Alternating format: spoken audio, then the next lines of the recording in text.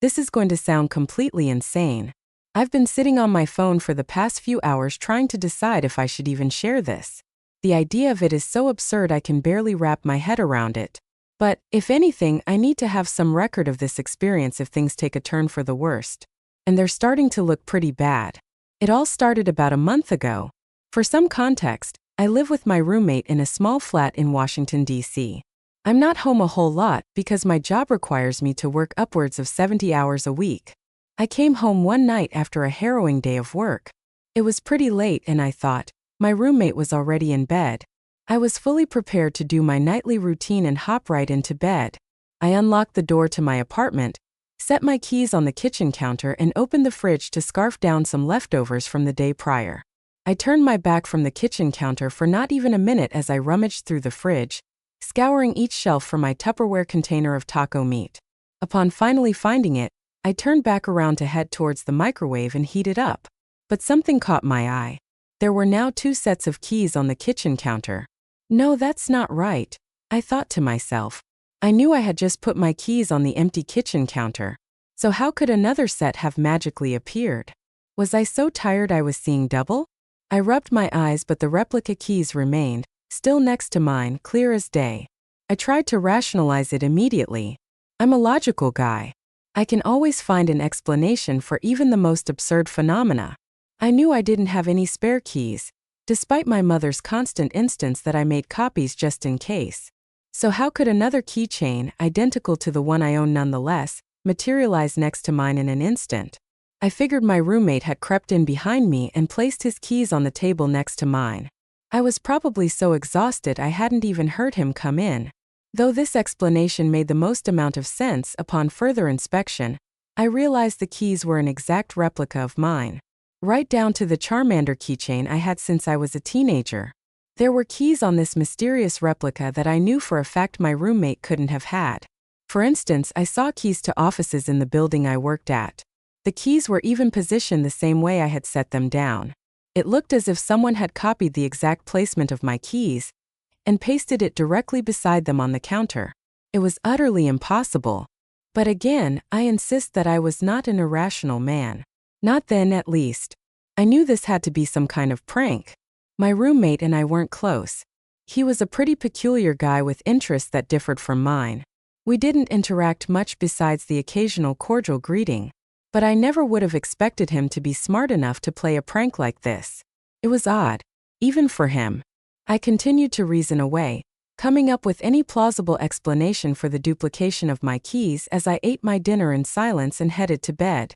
But I couldn't sleep that night. I tossed and turned and sweat through my sheets.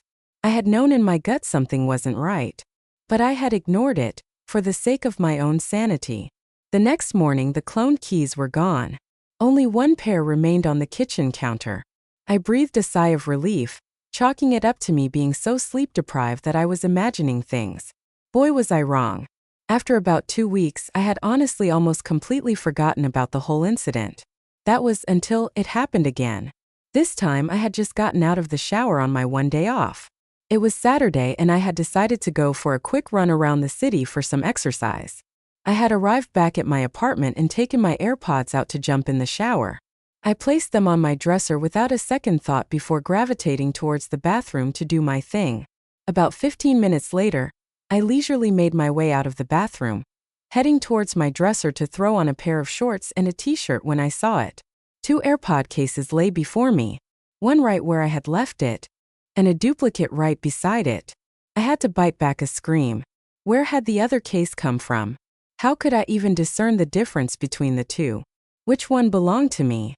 I sat there for what felt like hours, staring at the scene before me in disbelief. I even contemplated whether or not I was going cross-eyed.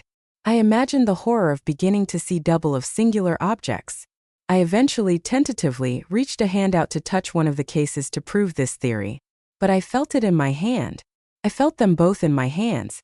At the same time. That was when I decided something was seriously wrong. Now, what I did next I can't provide an explanation for. I'm not sure what came over me. Perhaps it was sheer curiosity. Whatever it was a mistake. I had scrambled over to my bed, tearing away at the sheets and the comforter, to find my phone and ran back to the AirPod cases. I picked one of the cases up. At this point, I wasn't sure if I was picking up the duplicate or the original, but in hindsight, I'm assuming it was the duplicate. I stared at my phone and saw they were connected to the AirPods. I pressed play on a song I was all too familiar with, Kelly Clarkson. The music I heard coming from these AirPods, if you could even call it music, was not Kelly Clarkson's. Since You've Been Gone. No, this was what I can only describe as the most demonic sounds I had ever heard in my life. It was a chorus of screams. Women, children, monstrous creatures wailing in agony and at a volume so loud, I thought my eardrums had burst. It was similar to what I had imagined the depths of hell to sound like. I nearly smacked myself outside of the head trying to rip the AirPods out of my ears. I felt all the blood leave my body as my knees buckled beneath me. I couldn't move, I couldn't react, I couldn't even scream. I had no idea what I was dealing with, but I was beginning to believe it was otherworldly. My sanity had fled me in a mere instant, and I had no idea what to do next. That evening, I contemplated checking myself into a mental hospital. The replica doppelganger AirPods had disappeared, but I had started to notice the clones of my belongings appearing more frequently. That same day, I had found 2 of the same ferns growing by my bedside window when I knew I had only bought one. I tried to pour myself a glass of bourbon to calm my nerves and found 2 of the same limited edition Blood Oath Kentucky Straight bourbon bottles right beside each other. I had gotten only one as a gift on my 25th birthday. I even went to brush my teeth that night and found a replica of my same exact toothbrush, right down to the division of the bristles and the directions they were pointing in. I called out of work the next day and the following days after that. I couldn't function. I was living a life of dread, of trepidation. I was afraid to open my eyes. I was afraid to fall asleep.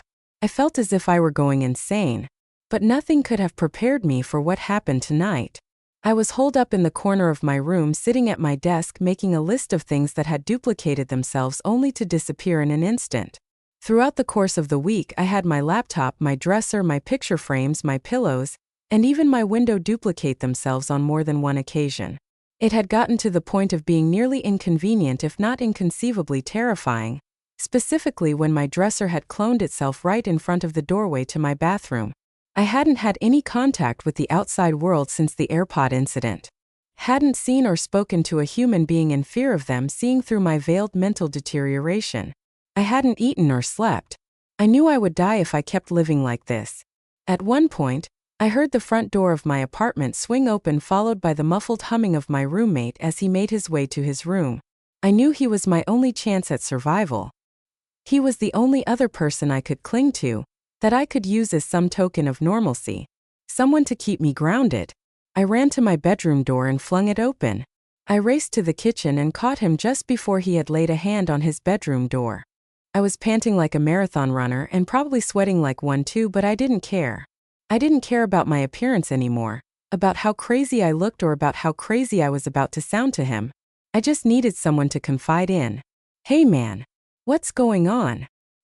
he said casually as he turned his attention to my hunched-over form. His tone immediately changed from cordial to genuinely concerned. "Whoa, you okay?"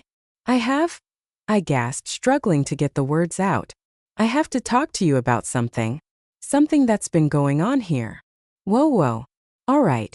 Take it easy, man. Let's sit down for a second." He had put his hands in front of him gently and was talking to me as if he were trying to coax a rabid animal. I remember thinking his calm, cool tone was particularly out of character given that, as I mentioned before, my roommate was a pretty odd guy and wasn't usually one to be great with social interactions. But, at that moment in time, his level of emotional intelligence was of very little concern to me. "You have to listen to me," I tried to say, swallowing the saliva that had accumulated in my mouth. "There's something really wrong with this place. I keep seeing double." "Seeing double? Like you're too fucked up or something? Is that what you mean?" He stifled a laugh, clearly an attempt to lighten the mood, but I persisted. No, I'm not drunk. I keep seeing things appear. Objects that are duplicating themselves." I knew how it sounded. I knew there was very little chance he would believe me, but I didn't care. I needed to find a solution. I needed to talk to someone about this. Anyone. "Dude, that's impossible." My roommate chuckled nervously.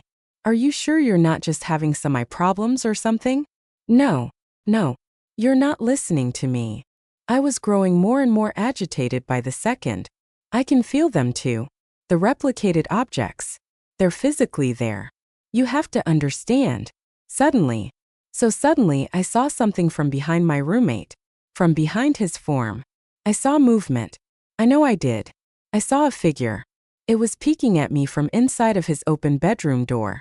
Though it was dark, the only source of light coming from the kitchen, and it barely illuminated my roommate, let alone the area behind his large body, I saw it. I saw the glimmer of a black eye peeking at me from beyond him. It disappeared just as quickly as it appeared. As if it were snatched back into his room by an unseen force. I stared at my roommate with wild eyes. I pointed a shaky finger at him ever so slowly. Who are you? I say in a voice so low I almost didn't recognize it as my own. My roommate's face morphed from a concerned expression into one of sheer terror. What do you mean, man? Silence rang in the air and the tension was sharp enough to cut through steel. I stared at my roommate, for God knows how long before I glanced once more at the doorway behind him just as the figure reappeared. I could only see half of its face. A dark black eye, the corners of a mouth and a long slim nose. I couldn't see a discernible expression, but I knew in my gut that I could see just enough to recognize those features. The too long nose, the high cheekbones, the shaggy, greasy hair. I knew it was him. Or one of him at least. It was my roommate. All I had to see after that was the movement of its mouth as it formed one word. Run. And that's just about what did it for me. I bursted into action, bolting towards the door and nearly ripping it off of its hinges as I threw myself into the hallway of our dingy apartment building. I raced down the hallway, pushing through the emergency exit doors and sprinting through the streets of DC, narrowly avoiding getting hit by a slew of cars on my way out. Yet, the entire time I could still hear them, the footsteps behind me. I didn't bother turning around. I ran for what felt like miles before finally slowing to a halt near a dimly lit dive bar on the wrong side of town. I ended up walking in for a drink because Jesus, after that night, wouldn't you? And that takes me to where I am now. Sipping on a vodka soda, sitting here typing this all out, recounting the past few weeks that have been nothing but complete chaos. I was lucky enough to have had my phone in my back pocket when the whole situation with my roommate went down. I'm surprised it didn't fly out as I ran for my life down the streets of DC. I don't know what to do. I can't call the police. I'll sound like a complete lunatic. Regardless, I know what I saw. I know there's something seriously wrong. The only upside of this night is that during the time I took to write this out, someone must have noticed how troubled I looked and ordered me another vodka soda because now there are two sitting in front of me.